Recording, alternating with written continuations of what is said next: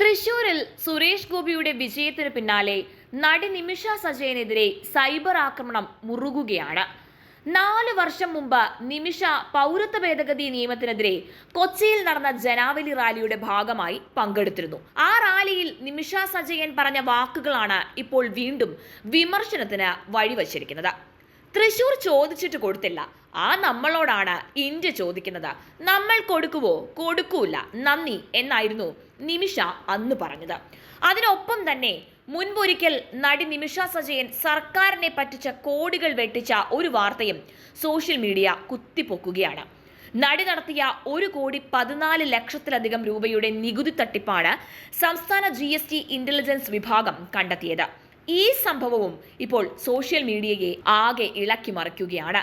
തൃശൂർ തൊട്ട് കളിച്ചാൽ ഇതാകും അവസ്ഥ എന്നും വാക്കുകൾ പറയുമ്പോൾ ശ്രദ്ധിക്കേണ്ടേ അംബാനെ എന്നുമൊക്കെയുമാണ് നടിക്കു നേരെ ഉയരുന്ന വിമർശനങ്ങൾ. അതിനു പുറമെ ഒരുപാട് ട്രോൾ മീമുകളും നിമിഷയ്ക്കെതിരെ പ്രചരിക്കുന്നുണ്ട്.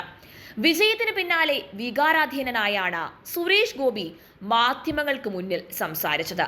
അന്ന് നിമിഷ ഈ വിവാദ സംഭവം പറഞ്ഞതും മുതൽ ഈ നിമിഷം വരെ സുരേഷ് ഗോപി ഈ വിഷയത്തിൽ പ്രതികരിച്ചിട്ടില്ല എന്നതാണ് നാം എടുത്തു പറയേണ്ട കാര്യം. തൃശൂരിലെ ഞെട്ടിച്ച വിജയത്തിലൂടെ കേരളത്തിൽ BJP പുതിയ ചരിത്രമാണ് കുറിച്ചത്. പാർട്ടി വോട്ടുകൾക്കപ്പുറം സുരേഷ് ഗോപി എന്ന വ്യക്തി സമാഹരിച്ച വോട്ടുകൾ കൂടെയാണ് BJPയുടെ കന്നി വിജയത്തിൽ നിർണായകമായത്. ഫലപ്രഖ്യാപനത്തിന് പിന്നാലെ സുരേഷ് ഗോപിയെ അഭിനന്ദിച്ചുകൊണ്ട് സിനിമാ രംഗത്തു നിന്നും മോഹൻലാൽ, മമ്മൂട്ടി അടക്കമുള്ളവർ രംഗത്തെത്തിയിരുന്നു. എടുത്തു പറയേണ്ടത് സുരേഷ് ഗോപിക്ക് ലഭിച്ച സ്ത്രീകളുടെ വോട്ട് സപ്പോർട്ടാണ്. അദ്ദേഹത്തെ തുണച്ചതിൽ ഭൂരിഭാഗവും സ്ത്രീപക്ഷ വോട്ടർമാരാണ്. കഴിഞ്ഞ 10 വർഷത്തിനിടെ ഉണ്ടായ രാഷ്ട്രീയ വിശ്വാസത്തിൽ അധിഷ്ഠിതമായ വോട്ട് രീതി മാറ്റണമെന്ന് ജനങ്ങൾ ചിന്തിച്ചു. അതുകൊണ്ട് തന്നെ ക്രിസ്ത്യൻ, മുസ്ലിം, സ്ത്രീ വോട്ടർമാരും ഒപ്പം നിന്നു. ഒപ്പം മുന്നോക്ക സമുദായത്തിന്റെ ഏതാണ്ട് മുഴുവൻ വോട്ടുകളും ക്രൈസ്തവ വോട്ടുകളും ഒപ്പം ന്യൂനപക്ഷ വോട്ടുകളിലെ അധിക ശതമാനവും BJPക്ക് സമാഹരിക്കാൻ കഴിഞ്ഞു എന്നതാണ് നോക്കേണ്ടത്.